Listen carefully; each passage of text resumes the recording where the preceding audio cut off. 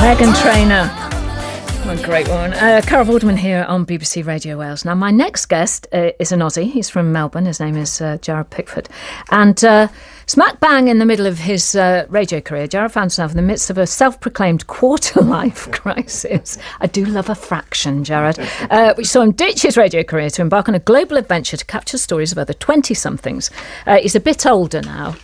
He's well in his 30s now, aren't you, Jared? And you've fallen in love with Wales and you're hitchhiking around the UK, and I want to know why. I understand why, but why do you love Wales so much? Well, I arrived here when I was 24, and it's because Australia is so flat. And then I came, there's all these hills and greenery, and I remember my first drive was to Tintern Abbey, and I drove down there and I just fell in love with the roads and the trees, and now I thought I'm going to walk Wales. So since then, I've been walking. Most years I've been in Wales walking. Have you? Yeah. So for how long? I've walked, the longest I've walked would be a couple of months. I went through Brecons, and then I stopped at an eco-village in Pembrokeshire and lived there actually for some time, and then just continued up west. You see, we all had Rachel, don't we? Rachel spends a lot of time in Pembrokeshire. I've fallen in love with Pembrokeshire this year, funnily enough. Being a Welsh girl, I should have known, but I was North Wales, so excuse me, that kind of mountains in between. And you love Pembrokeshire too. I love it, and there's an amazing eco-village over there, and Kevin McLeod was over there filming us building these houses. Yeah. So, the Grand Designs. On Grand Designs. Yeah. So, so it was just, it's beautiful. And it was where I did my first hitchhike too, was from Pembrokeshire. So how is this working then, you're hitchhiking? I mean, people would be thinking, what does he live on? You know, how do you do you carry your house on your back? I carry my house on my back. Yeah. And it's so for me, it's all about telling people stories. So I meet these amazing people. So tell us about a few. Okay, so last week I met Sue Pottle, who you might know the name, Harold Abrahams. If you don't know the name, you probably know the movie Chariots of Fire. Of course. Yeah. Okay, so that her father was, that's the movie, was after her father, Chariots of Fire. Yeah, it was Trinity College, Cambridge, I think, wasn't it? Yes, I think it was, yes. So Sue and I got talking, and funny, she's got no memorabilia of her father, so I said to her, I'm going to help her find the medal. Hang on, let's go back. How did you meet this woman?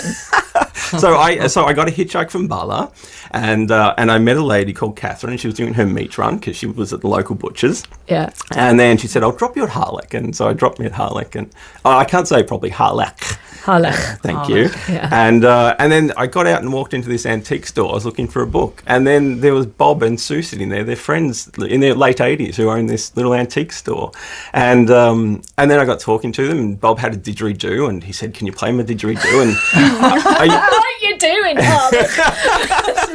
And just I do to have one with him. I do travel with my didgeridoo. I've got a plastic didgeridoo that I travel with, just for these moments. But I didn't have it then. But he had his, and then Sue came down, then everyone in the shop was watching us, and then we got talking, and then she was telling me about her father. Her father? Yeah, and so she's got all these medals, and she had this brochure, and she said, I don't know where any of them are. So I said, I'm going to try and find them for her. So, and last she heard Dodai Fayed had them, and they were in Harrods at some stage. But well, they should go back to her, shouldn't they? Yeah. Surely to goodness. Wow. That's my job. I'm going to go find where these are. Yeah. Isn't it wonderful, though, that randomness gives you adventures all by yourself. Absolutely. You know, I believe in that. I mean, I call it no plans, plan life. Yes. And I just love it. I love, getting up and going, right, I've a no plans plan.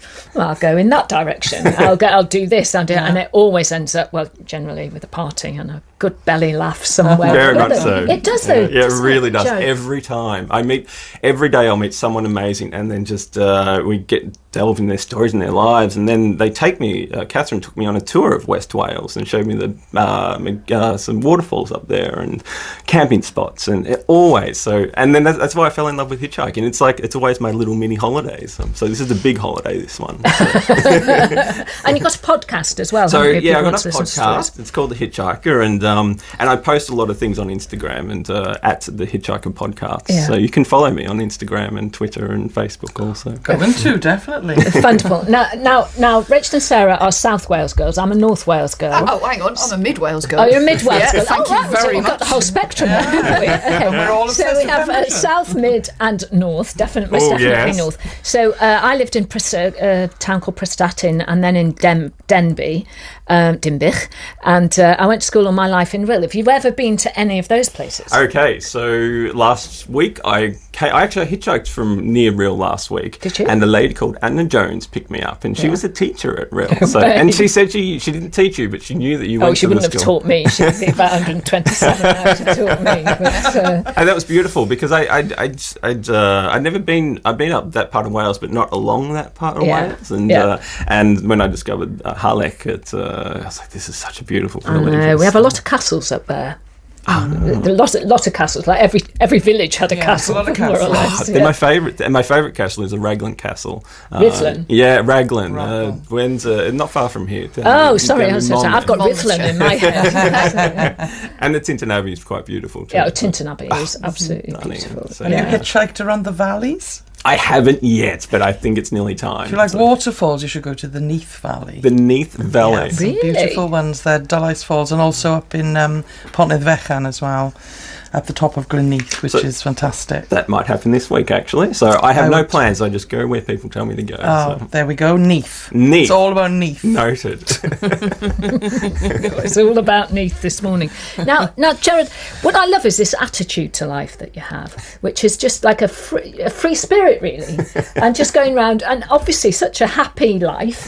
He's grinning a lot. He looks he's very, grinning a lot. very happy But about that's it. lovely when you meet people from all sorts of different backgrounds. That's the whole point, isn't it, really? It's a whole point, and I've been travelling since I was 24, and I took a few years off the last few years, and then the last 6 months I packed in my job. I said I'm just going to go to Wales and hitchhike for some time. So just meeting all the people, and I plan to head over to Ireland and take through Ireland. Oh, that's a whole other thing. I used to have Yeah. a house in West Cork in Glandore. Is that and how they that's- say it there? Yeah. Oh, gosh, yeah. Can you do Have it again? not 'Cause that been? was really exciting. No, it's a completely different accent. So you start, when you spend a lot of time in Ireland, you learn the different accents. So Dublin is dub, it's very low. Okay. Cork, most people in the rest of Ireland can't understand anything anyone in Cork says because it's very high pitched and very fast. Brilliant. Like really, really, really fast. Like North Wales for us then, in reference. So you must have West felt, Wales, yeah, you must I have felt love very at different home. accents though. You must have it in Australia. You're from Melbourne. I'm from and you probably Melbourne. find in Brizzy they speak with a completely different Oh, accent. you remember Steve Irwin, the crocodile hunter? Yeah. So the further north you go in Australia, the more,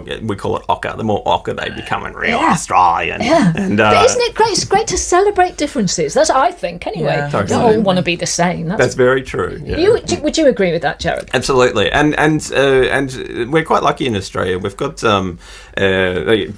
such a diverse culture of people there too, and in Melbourne, there's a big Asian community and so Yeah. much great food, and food's everywhere. So I'm very lucky to have all that. Oh, well, if anybody sees you, do you have your name on your back or anything to offer Yeah, you if a- anyone sees me, no, you'll just see a beard and a white hat, a little Mexican white hat that I get around with. And people get a little scared when they drive past me, and some people, they don't want to look, but just wave. That's all you need to do. I Just love a wave. Yeah. And he's a lovely man. So if you pass Jared Pickford on the way, give it. If he's got his thumb, just stick your thumb out. Stick my thumb out. Stick his thumb out. Give him a lift because he's a fantastic man. He can tell you lots of stories, and we wish you all the very best. Just remind us where that people can listen to your podcast. Okay, so the Hitchhiker Podcast you can find on iTunes, or you can follow me on Instagram, the Hitchhiker Podcast, and you can find me on Facebook, the Hitchhiker Podcast. Wonderful. And one day maybe it'll be the Hitchhiker's Guide to the Ooh, the world. and beyond. Thank you very much, Thank you, Jared. Karen. Thank you.